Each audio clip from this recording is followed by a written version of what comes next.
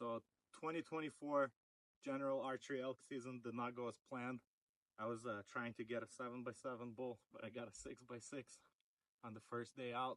My brother Nathan and I, we were hiking into a spot that we wanted to camp for like 3 to 5 days, just explore new spots, because I know there's a bunch of elk out there.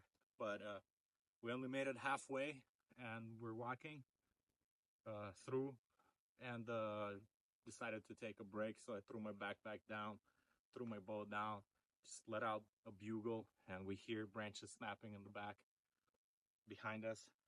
So 5 steps, and I draw my bow, and this guy walks out and stands out and just stares at me. And I'm not even wearing my camo. I didn't check the wind. I had no idea which way the wind is blowing. I was not prepared for an elk. I thought it was going to be a little bear or something. I was like, yeah, I'll just take a look at him. And this guy walks out and just stands there and looks at me. And I was like, it looks like a 5x5, but I should be okay with that. So I let one fly, and I knew that the shot was good. He was quartering to me, standing in that position, and I saw my arrow dig deep into his heart. So it seems like he either broke it or it went completely in there. I'm not sure, but he didn't go more than 50 yards. And we just gave him like 10 minutes, 15 minutes to expire, and Nathan heard him fall. So same story as last year. I was hunting, shot an elk, and he went 50 yards and pretty much died. The broadheads that I'm using these are Magnus Stinger broadheads, and there's a lot of bad reviews about them. People saying, oh, they don't leave blood trail, they don't work, I'm scared to use them on bigger game. And my experience, 2 elk in 2 seasons, both expired within 50 yards. And so it's like, I'm happy with those. Yeah, they do get damaged because they bent on heavy bones, but they work. And the blood trail wasn't heavy at first, but 10-15 yards into it, yeah, there's definitely blood. Not a lot of blood.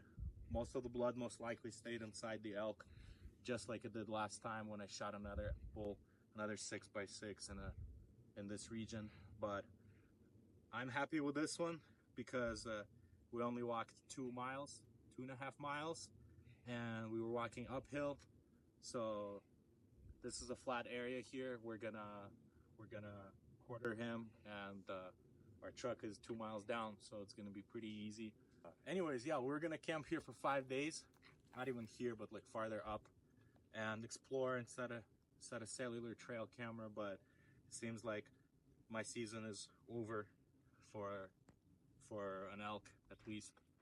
I'm still gonna be out here, probably trying to get a fat bear and a cougar. In Washington, I'm gonna be hunting again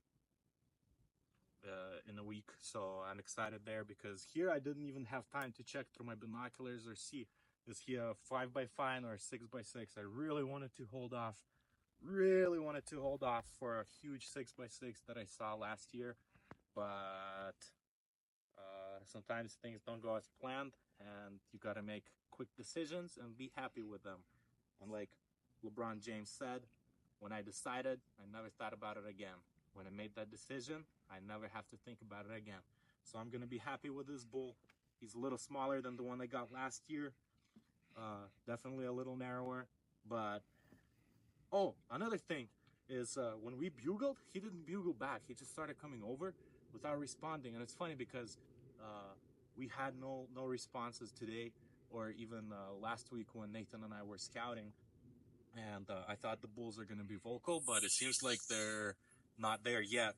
Or maybe he just didn't want to talk to us, and he decided, because we were so close, like 70 yards away, he was like, oh, I'm not going to bugle, I'll just come and check him out.